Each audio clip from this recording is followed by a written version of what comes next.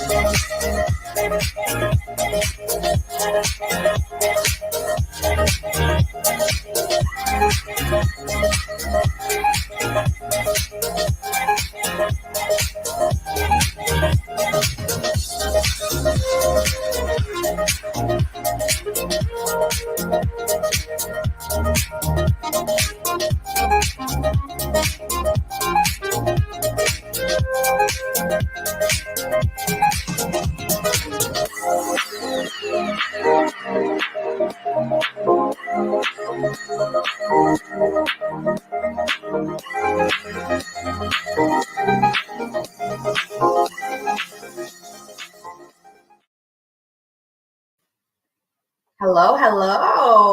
What up, though? We missed you guys. Welcome back to Blasian Soul Podcast. You know, it's summertime and things come up, and it's like, okay, let's get on the podcast. She's super busy. So. We both are, though. I mean, we're right now, I mean, we could definitely say we're 100% entrepreneurs, and 100% have to be your own accountant, your own everything, right? No doubt. Your own counselor, your own therapist. You wear many hats. Yes, Blasian Soul Podcast back here every Wednesday. Talk about current events. Yes. Have a couple of jokes and laughs. And highlight entrepreneurs, role models, community leaders that are making a difference right in your own backyard. Mm-hmm. Yes. So definitely. We have been off for a minute. Man, it was just so it was like 3 or 4 podcasts that was just so depressing to me. As far because of the sports? No, before. Oh, that. Before the sports. Oh yeah. I enjoyed the sports. Oh my goodness. That's why we had to flip to the sports section, because we just kept having to report on the grocery shooting of innocent Black lives, and the innocent children that died. Like, we just kept having to report on such tragedy, so we had to flip the script. So the last couple of them have been about sports, and it's kind of like another language for me, because I have no idea.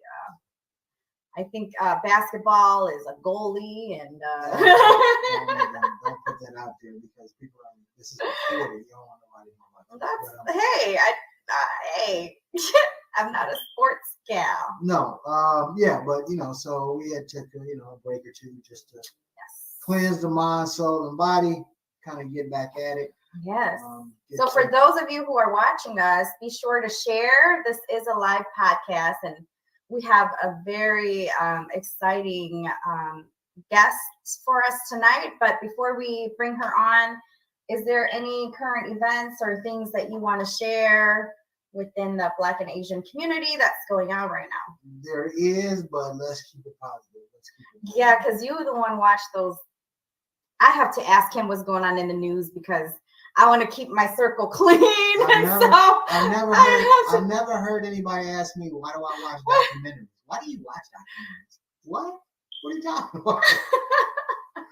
So I have to sometimes block myself out from, because it's addicting. You go watch one and then you want to watch the other, and then all of a sudden you see all this crazy things happening to Asian hate, or Black Lives Matter, and all of these things happening, and you feel some kind of way. All of a sudden you're like, why am I so depressed? And then it's like, I have to clear my mind and just try to watch positive things. So with that being said, we want to bring our guest on, because she has an inspirational story that will definitely motivate you.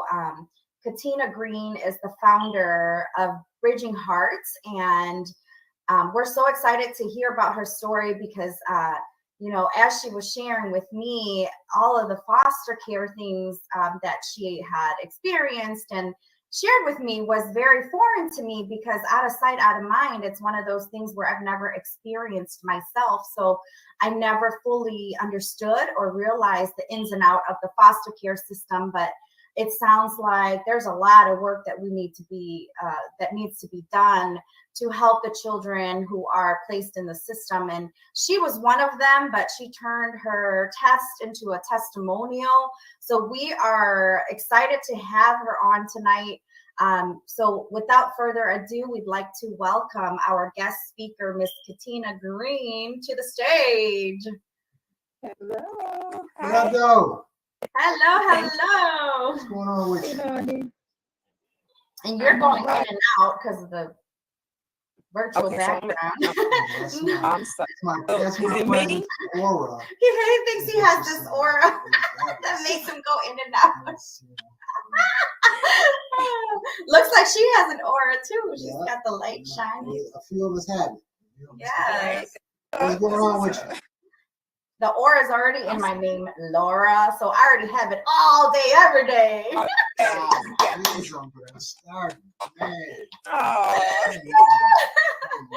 Okay.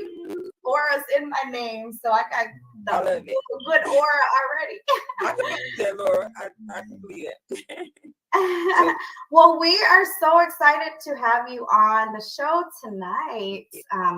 This evening, Miss Katina, thank you for your time and coming on to share your journey and your story with us. So why don't you start by, introducing yourself and what you do? Okay. Well, my name is Katina. I prefer to be called Tina. Thank you. I am the founder of a non-for-profit foundation. We can't see you, hon. You scooch back a little. We only see your nose. There you go. There you go. Okay. I'm sorry. It's okay. Yes, that's good. That's good. That's good. Okay. So I'm the founder of a non-for-profit. Can you hear me now? Uh-huh. Bridget Hart. I'm 45 years old. I'm on a mission. For me, I know where the gap is. That's why I call it filling the gap, because there is a broken system. And I just see where I can help, and I can see where I can really help. And I always say this, and I don't mean any harm, but we always giving resources. But at the end of the day, if I feel like if you don't have a place to stay, I appreciate your resources, but they're not my main thing, because I have to figure out where I have to sleep. So that's where I'm looking to provide housing and resources within that house. And that's why I feel like it'll make me a little different, but that's my mission. So. Sure. So why don't we start from the beginning of how this started? Share with us your story of how you became in the foster care system. I always start my story by saying I had very, very good parents. They were separated, but I saw both of them. I lived with my mom. I saw my dad every week. But my dad was coming home from work and he was murdered right in front of his doorstep. He wasn't like a rowdy type guy. He was more of a laid back guy. So I think he must have put up some kind of resistance. Ended up getting shot that right there. That was that. And I was 9. And then my mother 2 years later got very ill and she passed away. And what it was, and I always hold on to, is that it's not that I had bad parents. They just didn't have a plan. There was nothing set up to where, and that's something we do. I didn't think about it, to think about something happened to me, my kids go here. So, and that's how me and my brother ended up in the foster system, but quickly separated, which was devastating for me because I already felt alone and confused. And then they took the one person I felt like I had left, and then it just seemed to kind of snowball from there. It got worse. It got to the point where I was easily placed, but my brother was easily looked over. I always use this example. I know everybody knows somebody that's just big for their age. He was just a big old dude. So just a big dude for his age and being Black, it was always him being looked over. So I would often get placed. It was very easy for me, but it was the worst at the same time, because when you get the tumbling through foster homes, they, you get used and mistreated and, just not right. It's horrible, right? So with the home I'm trying to provide, I don't want to tell them what to do. I just want to figure out what it is they want to do and just help them get to the other side and give them a place to live while they figure that out. Sure. Mm-hmm. Wow. Yeah, that's pretty. Now, do you think that this is something that will take off and other cities can kind of adopt this? So this would be something that could be nationwide, so to speak? I would love for other people to put their hands in and help me grow. I never thought about it that big. I'm so focused on what can I do right now. And I always say this, even as we talk today, someone aged out the system. Somebody's turning 18 tomorrow. So it's like in my mind and in my heart, I'm very in a rush to like get something going. And I am looking to like take kids in like the surrounding suburbs. They can come from Chicago, come on from Aurora, come from, wherever they need to, right? But I feel like I need to get it going. But like now that you say that, that would be like the ultimate, like, yeah. So tell us what happened. Like, how was your experience? Like, first of all, in the foster care system, did you have a stable home, or what was it like as a foster child? It was to the point where you couldn't make mistakes. Like anything I did wrong, or they felt like I was too much to handle, or they felt like my sound was up, I was easily just bounced around. So what I latched on to is that you given a caseworker, right? Not that I always say this, not that this lady showed me any extra attention or any love or anything. She just did her job. So when you have to go to the doctor, your caseworker takes you. You have to go to court, your caseworker takes you. If you have to go to another foster home, so I always knew her to be there. So even when I aged out, I even felt like I lost her. She probably never noticed, but I'm like, dang, you just like, it's like you lose everything that day. And to be forced to have to almost figure it out on your own, I just think it's horrible. I always tell people, I have a 20-year-old, she's still at home. I couldn't imagine. Wow. I imagine. Aww. Yeah. And what happens when you turn 18? For some of us who aren't as knowledgeable about the foster care system and how that works, tell us what happens as soon as you turn 18. Like what goes on? Emancipation Day is where you lose your whatever housing. There's no more like going to foster homes. There's no more like income or check they used to give you to get back. Like everything stopped. I lost my caseworker. Devastating. So yeah, then you kind of figure out now if you're lucky, you go on to an independent living program. A lot of times you're not even given that. So they end up going to the shelters, abandoned buildings, YWCAs, and statistically 24, 48 hours, you can get into prostitution or sex trafficking. Wow. Yeah. Wow. And share with us, walk us through that day that you were emancipated. So after that, I wandered around for a while. It was always about fantasy. It always brings me back to this house, right? It was always about, for me, finding someplace to go.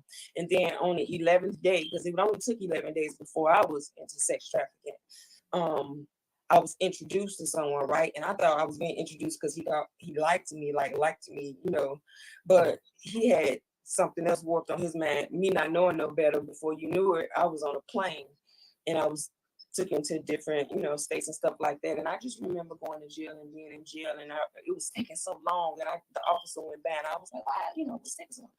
And because we were traveled around so often, they literally made me sit there till they ran my name and fingerprints through every 50 state to make sure I didn't do crime or was wanted anywhere else. And I just thought that was horrible. And I was almost towards like the end of my going through the worst. And that was really like hard for me.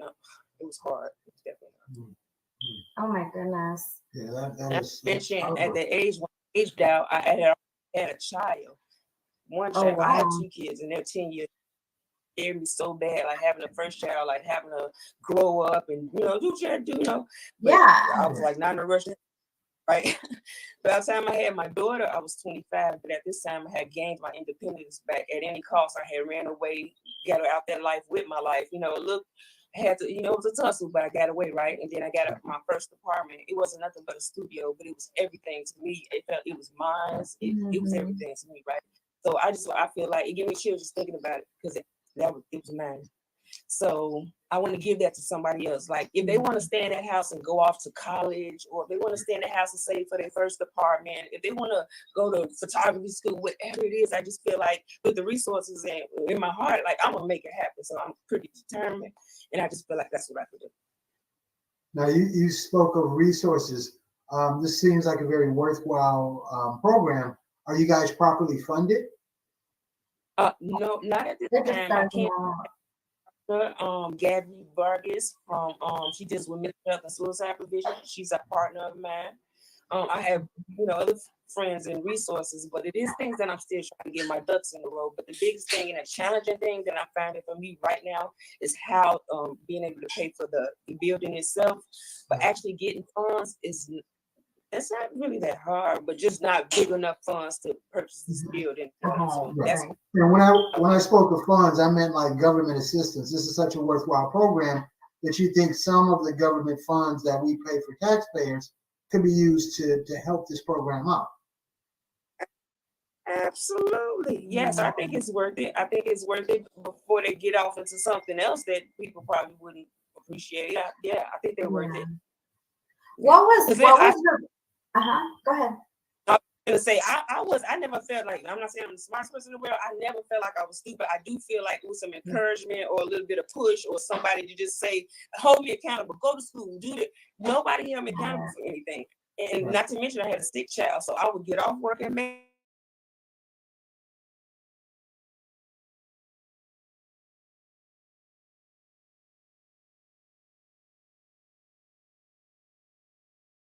even if I use these funds to like help them get around to school or yes, absolutely. Yeah. Sure. What was the breaking point for you, Tina, for you to get away from all of that? Sometimes when you leave a person enough time to think, for me, I was in the hospital. He had put me in the hospital. I laid there for 3 days. He put somebody in my hospital room to make sure I did not have visitors and I could not make phone calls. So it left me time to do nothing but think. And also thinking about, I wanted to get away because my son was getting older and I was able to tell him so many times, because you wearing wigs, you got on certain clothes, right? Mom, I'm going to a party. I was always going to a party, but something in my head to like stop it before I really have to explain, you know what I'm saying? And that I didn't want. So that was a big factor in the fact that I was laying in a hospital, broke nose, fractured wrist, Wow. My God.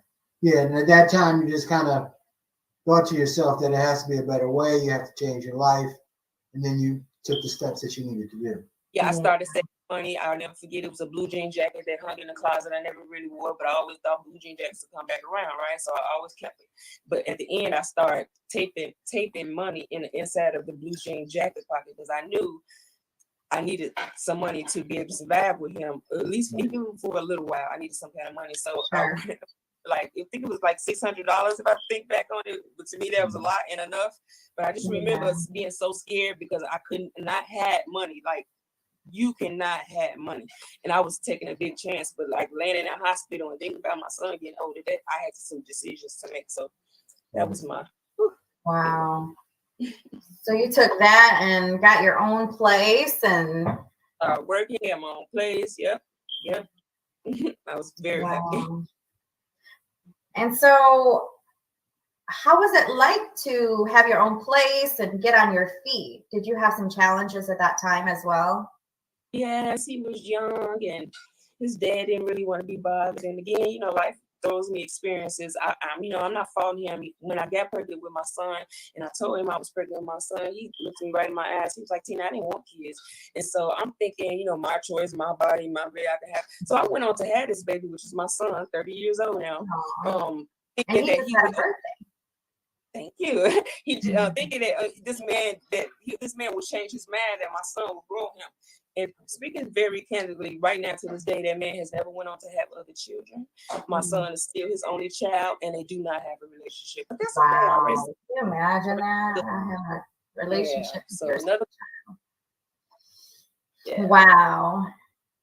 So fast forward. Go ahead. No, I was going to say, do you have something set up so that if anyone wants to donate to this organization, they can, or help out with donations of food or clothing or anything of that nature? Absolutely. Shout out to Shannon. I do have a campaign going on my website. There is, I have Cash App on there, other ways that you can donate, volunteer. But I would encourage you to definitely go to the website, which is bridgeandheart.org. And everything is there. Thanks to Laura, beautiful website. She set it up to where you can just go there and it'll take you right where you need to go. So bridgeandheart.org. All right. Let me get it up there. We're gonna just put it up there so people can see it as well. Yeah. Awesome.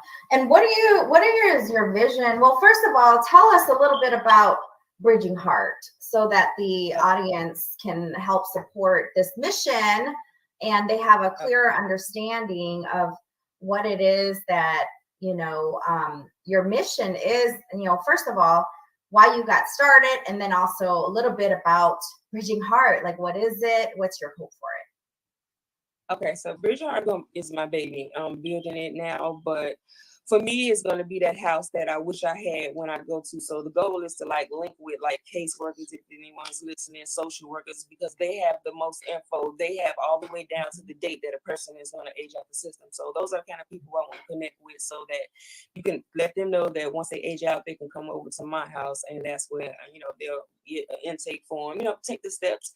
But things like providing food for them, things that I know I need help with. Absolutely, clothes, anything that a person would need to survive, to get by.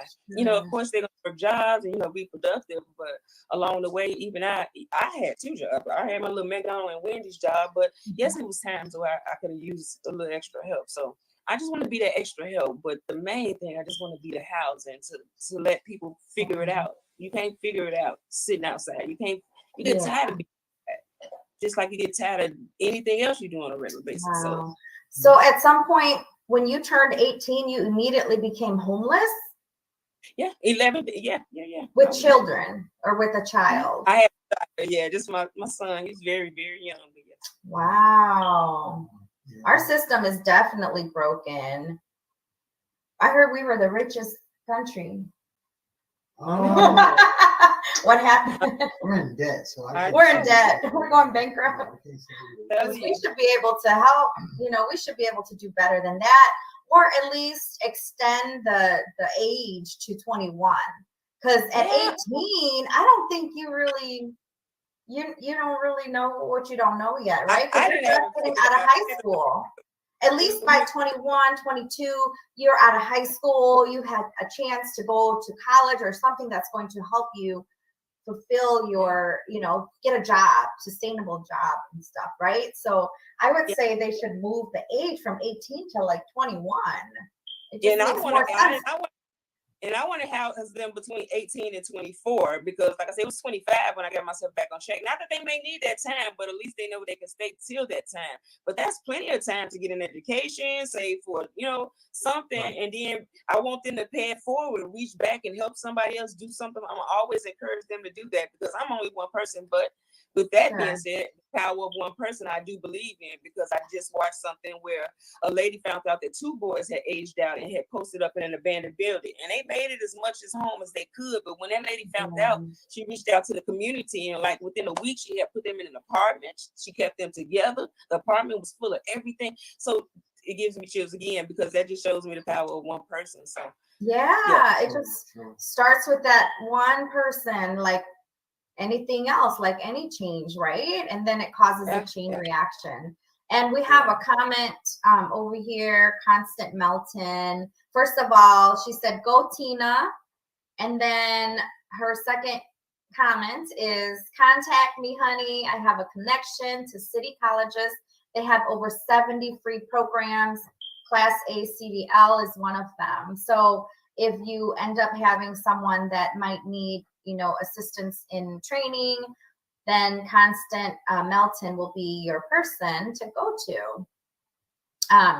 So definitely. Now here's a question. First, is this organization dedicated to women, or are men qualified for it as well? And then 2, how does this differ from a halfway house where people are in transition during that time as well?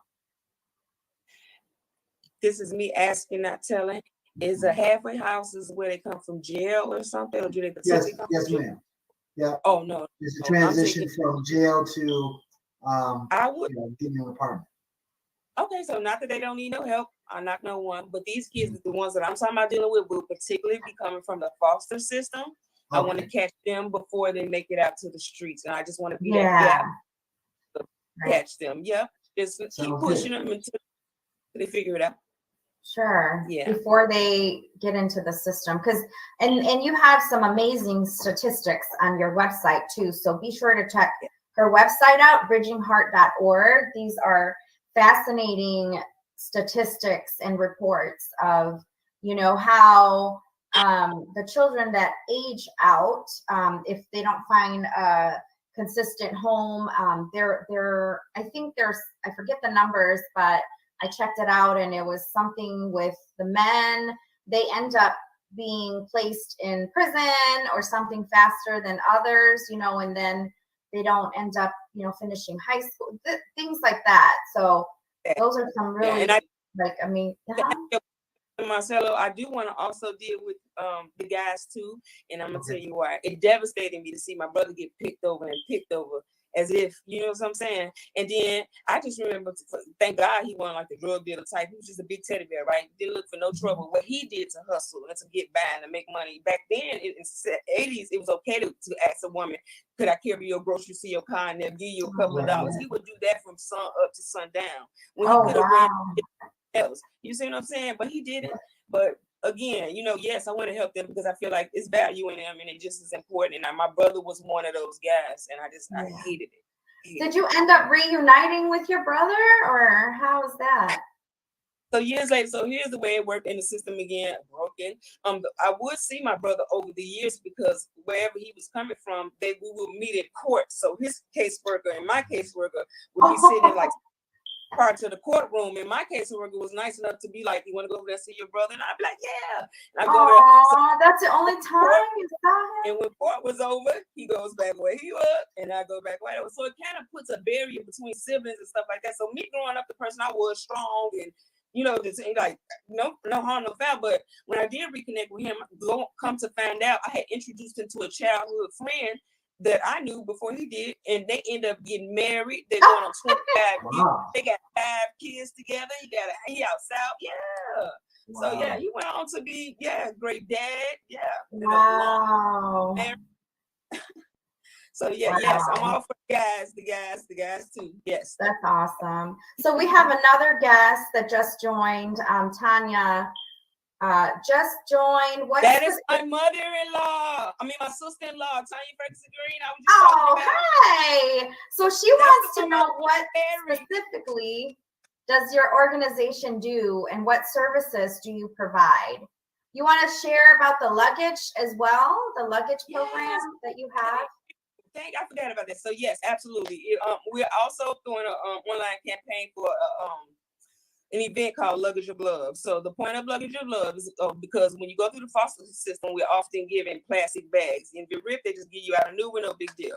So I want to take the plastic bags and I want to replace them with a suitcase. But I want to take things in the community and fill them with the suitcase before I give it to them. So it could be things like toiletries, haircuts from the local barber, or, you know, I get a beauty shop to give them hairdos or socks, whatever it is. I just want to fill it with things. So when we swap out those plastic bags for a suitcase, so that's my Luggage of Love idea. So yeah. Wow, turning your pain into purpose. Yeah, that's amazing. Yes. And you always, like, I agree with Constance. She says you have an amazing story. We lived on Superior together. We knew what you were going through, and you always kept a smile. You were always full of love and spite, and you have been an inspiration to all of us. Aww. But look how many more lives you are about to change. I didn't want to be anything to make me bitter. I focused on being a good mom. So that was what was most important to me. And you are amazing. Your kids, they are both like doing well. Your daughter, your son, what do they do now?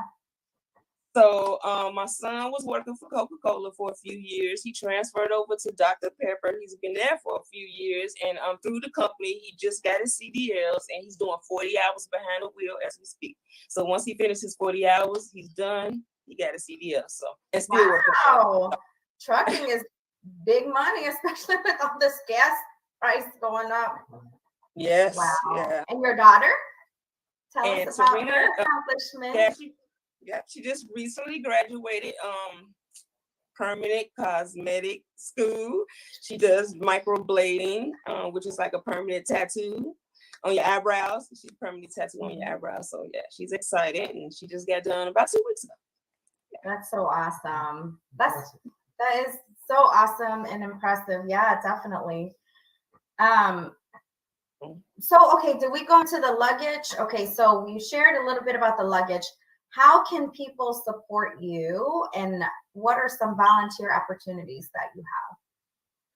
So for me, like when I throw the luggage of love event, I'm not saying I'm the best at like throwing events. So things where like we can get together, throw ideas around, help me figure out like the perfect event and how to put it together. Those kind of things I need help with.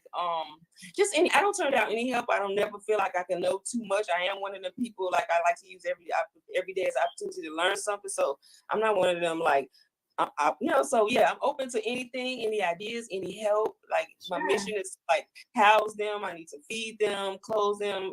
Just feel their minds and let them know that we there, we care, and get them to the other side. Nothing more than that. That's pretty much what I want to do.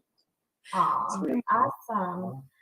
Yeah. What would you, if you had went back into time, what would you tell those Tinas of the world?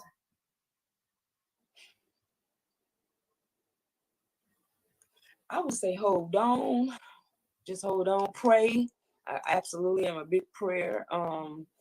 Just hold on, pray, don't give up, talk to somebody. Like we're raised in a community where I come from, so like talking to, counselors and therapists and stuff, that's wrong. You pray and you're gonna be all right, right? Like I want them to know that it is okay. I wish I'd have had that. If you got that anywhere around you, take advantage of it. Talking to somebody like might have helped me a little bit sooner than me coming to my own realization of what I was dealing with. Maybe I had somebody else, So yes, if you got somebody to talk to, absolutely talk to them. So yeah, I would just say hold on, pray, and talk to somebody if you can to get out your situation. That's what's up. Definitely. For anybody out there, your parting shots as far as we usually call it the 60-second elevator pitch, but what do you want to tell people out there who also want to do nonprofit organizations and help people, but they're scared that it takes too much time, it takes too much energy, it's too big of an endeavor for them to take on? What encouragement would you give them? Okay, so for me, this is where it is. It takes a lot of dedication. I would say if you believe in something and this is the change that you want to see, there is no such thing as too hard. So when you do feel like you get there, just take a minute to step back. You know what I'm saying? Sometimes I do have to take a step back because I try to do 50 things. I have to realize that I'm human. I'm only one person, and I take it. So if you believe in it, nothing's too much. And if it does seem a little overwhelming, it's okay to step back, take a day or two, exhale, and get back in there. So that's what I do. And it's working for me. Every day I try to do something towards making what I'm trying to do happen. Yeah, and even before you started this, like you've always given back to the homeless or the community with your last dollar. What inspires you to do that? What drives you to do that? It's the men again. Like nobody never. I don't know how to say this other than like nobody talks to them. If you talk to them, like they are very protected. They are very loyal. They some of them got good stories. Like one of them is was an IT tech at a college for over 19 years. How does that? So everybody is different, have a story, and I just look at people as humans. And if only I could just like feed them 3 times a day, I would. But I go out there once a week and I give out care bags and hot meals, but it's not nearly enough. I'm sure you do eat more than once a week. You see what I'm saying? So it's just something that I can do as much as I can do. I cook a few meals, pack a few bowls, and the care bags come absolutely from donations. So I thank everybody so much, from the sleeping bags to the tents to the oatmeal, noodles, everything. So So thank you. But yes, it means a lot to them. I can go out there. My goal be to stay from like 11 to 12. I never out there past 11, 15, 11, 20. It go and happen so fast. Right. Everything. And gone. One thing that you mentioned before is that where you go and find them, some of the places that you find them at. They're right in Tent City, Route 31. People pass them. Oh, you know how much traffic goes up and down Route 31?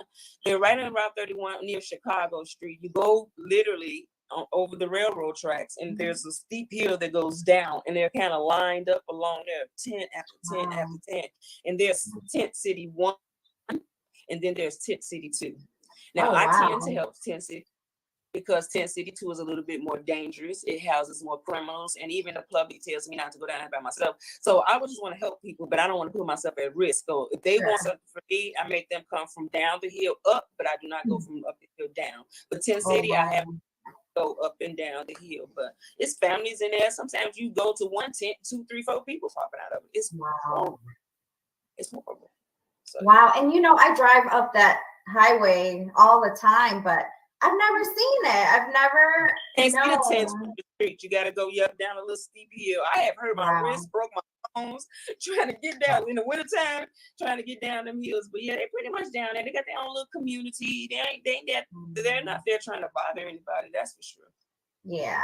Oh my goodness. And then another interesting place that you mentioned was the library.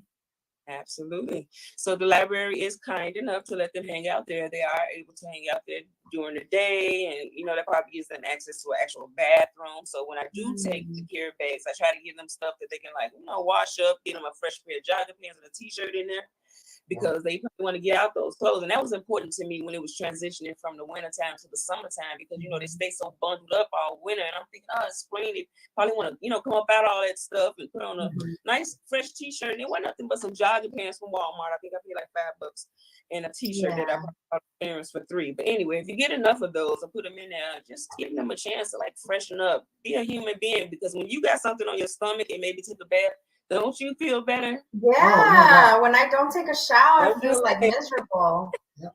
Especially in the hotness. Yes, as hot as it is outside. I agree. And for me, it's just, What was the most amazing story that you've heard coming from a homeless? Sounds like they trust you and they share a lot with you. What's the most amazing story that you've heard from them? So for me, the most shocking thing that I won't so much call it a story, but that stands out to me is that you would have some of them that's out here that come from very wealthy families, very well-off families. Even if they're not wealthy, they probably living better than you. I mean, that's for fact, right? But they're showing them that tough love. So until they get off that drug or that alcohol, they're not welcome back in the family and stuff like that. So it would be some that I would love to cross them back over into being able to go to their family. But I do realize how their family probably feel like it got to be something that they're willing to do. But it kind of blows my mind. I'm like, wow, this person don't even have to be out here, because I'm thinking that I was that person that had to be out there. I'm thinking drugs and alcohol is a powerful thing. So I need to step back and just think, take that into consideration. I'm like, wow, I would love for you to go back to your family. Your family wants you. But wow. Yeah, I heard, my husband's been schooling me on this, the drug thing, right? And so he said certain drugs are very addictive, and wait a minute. He's been watching this show. My husband has been schooling me. I know. Let me preface that. There's a show out that he's been watching, and and he's kind of explained to me. Snowfall reminds me a lot of how I grew up. You know what I'm saying? Maybe the money involved is a lot different, but that environment is where I grew up. So I was just telling her how it really is a very realistic show that they have.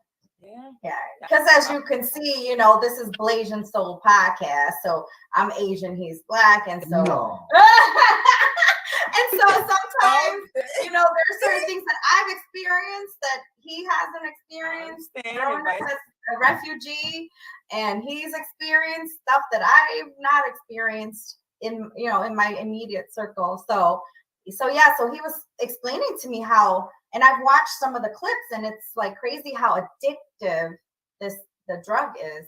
And people will do anything. Switch up, babe. Yeah. It makes people just own their family and all of that, the things that this can happen, so. Yeah. Sometimes when people feel like everybody done gave up on them, they kind of give up on themselves. If you show a little interest in themselves, even if it's just a little bit, I'm like, oh, come on, you can do better than that. Why you out here, so let me, and Yeah. the thing about it is the women, they tend to be more like standoffish and, maybe because that's the, I don't know, but I kind of reach out to women when they kind of like reach out to me. Like, I don't turn away nobody, but I kind of let the women come to me because I've had situations where I ran up on women and they don't really want your help. So just for anybody listening, the Elgin, when you run up on a woman, I would think that you haven't been through what you've gone through. You can kind of identify if you do come across a woman. You can kind of identify who is in sex trafficking, who's being like in a situation that it's dangerous, right? Yeah, I'm glad you said that. Absolutely. And here it is. I work at a gas station where we just had to go through training for that. It's becoming so common that we're being trained at work at a gas station that I work at. So the company that I work for just recently had us do a session where we had to get on the computer and where we can pretty much identify them not knowing anything about me. This is something because whether you know it or not, when they're traveling with us, everybody needs the common thing, which is gas, right? So they tend to stop at gas stations. So if girls is in there acting like little trained puppies, or like the man is always doing the talking, or she looking like if I could just get away from him for a second, like, or if she asks to use the bathroom, he's standing outside the door. Those are all things that we look for. So now if I see those things, I have to let them leave. Don't say nothing, don't do nothing, but then I call a number, give a description of the car and what I just saw. And that's my gas station job. Right. Wow, that's part of your gas station. It's gotten that bad, huh? That people are getting trafficked, and absolutely. Yes, we have to keep our head down. Yeah, most of the things get the head down thing, like that's the rule. Like if one, let's just say for example, one pimp talking to another pimp and you're here and she's there, you guys is head down. I don't care if they stand there and talk for the next 3 hours, y'all not gonna look up. So that's the main thing. That, like I said, trained puppies, if they looking like a trained puppy, they're a grown woman, then that right there is like, yeah. I must have to start keeping an eye out for my surroundings. I said I'm gonna have to keep my eye out on my surroundings. Absolutely. Because you just never know. Now it's more scarier.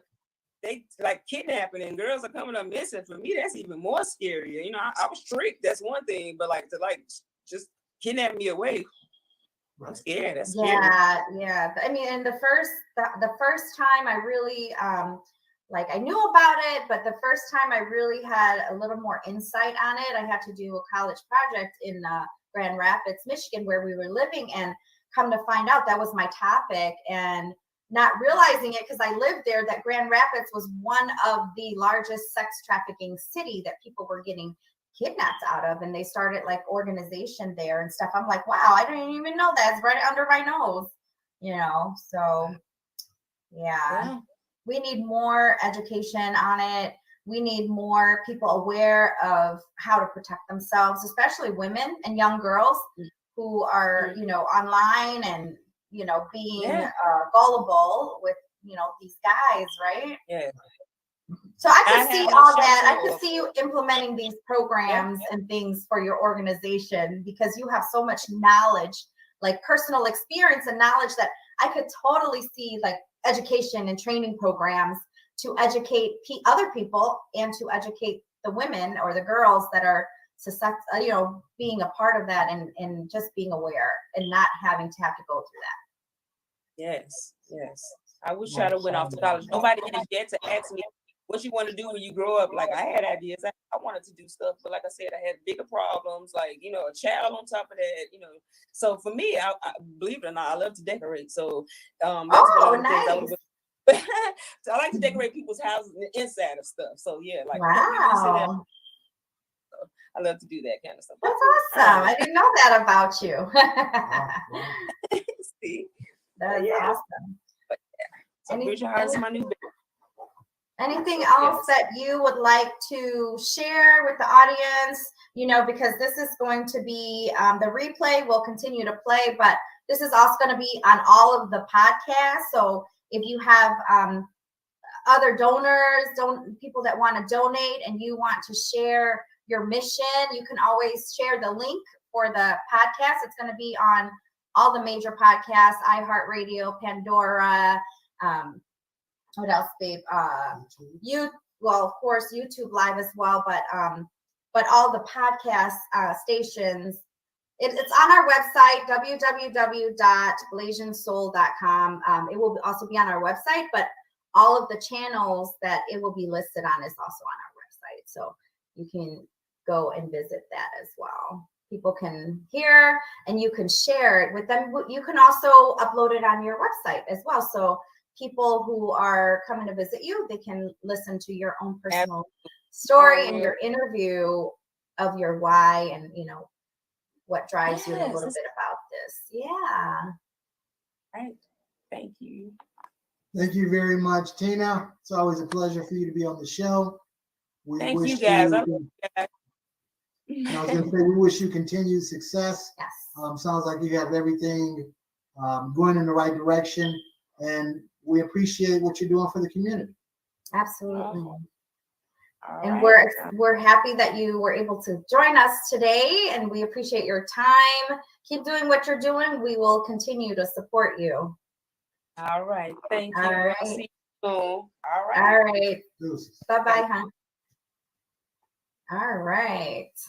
Good show. It seems like a very worthwhile organization that she's putting together. Definitely is needed, I would say. Absolutely. Absolutely. And before we go, you asked me. What? What did I ask you?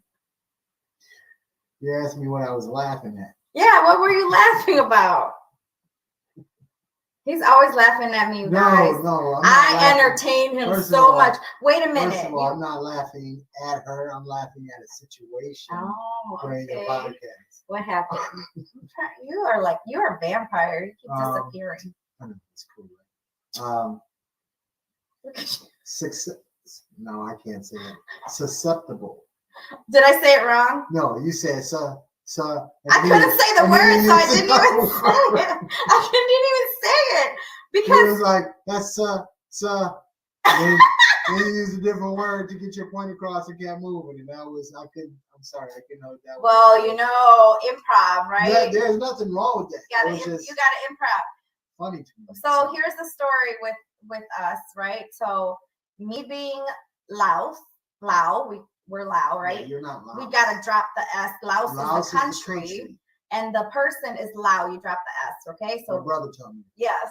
So I'm Lao, and every time, so I came here as a refugee, and I didn't speak English. I had to learn English. So English is my second language. So my husband, on the other hand, he's like a nerd, and he knows all these big words, right? And sometimes I have to look them up. Because me, English being my second language, I'm like, what was that word? Let me go look it up. What did he say?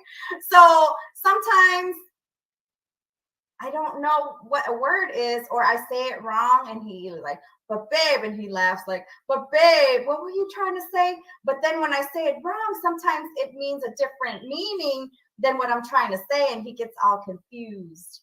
What was the one time concussion or something? Concussion. I called him one day. Our son loves basketball, and we didn't have a basketball court, so he put together a chair and then a table and then a small baby basketball so he could play basketball.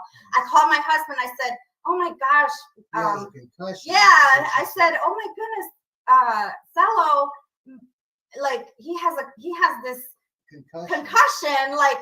And he's trying to play basketball. He thought he got a concussion playing basketball. No, the thing. Yeah. Concussion. Okay. Now, let me flip that. So she's getting on me about the American language. In the Lao language, if you agree with someone, you say, Okay. Now, when we first met, revert back to Black culture. It's just blowing me off like whatever. Oh, right. So when we were early in our relationship, like we'll be talking about something, or maybe we was having an argument or discussion or whatever, and I would be like, and then this and she'd be like, and I'd be like, and then that she'd that means and I was like, hold on, you ain't just gonna be blowing me off while we talking. And she was like, what are you talking about? I'm like, I'm not blowing you off. I'm saying you gonna listen to what I'm saying. And she's like, I'm agreeing with you. What are you talking about? So that just shows the different and language. And culture On and both sides of everything the else. fence. And we're like, what? Scratching my head. We should do a segment of that. We'll start doing a segment of things that you guys do that are very different. Oh my God. You're disappearing. Okay, we need more lighting if we're going to use this virtual background. Well, if we have a pandemic, we have a whole studio. I know. You just don't want to drive to the. You know place gas we prices right now? You just, Gas prices right now, a 15-minute drive is $382. Yes, we have a nice studio. We originally started doing the podcast there in the beginning, the first couple days. First couple of times we did the you're disappearing. We did the podcast at our studio, but we've been doing it at home now. And so anyways. All right, we out of here. We stop messing with y'all. Yes. We'll be back next Wednesday. Yes. Everybody be cool out there. As I always say, please watch your six. It's dangerous out there. And we'll holler at y'all next week. Yes. Thank you for tuning in. Deuces. Bye-bye. See, look at you. Look at you. Look, What? see what I'm saying? I told you I was going to get a new Throw me producer. out. I said that last time, right? All right. Lock on.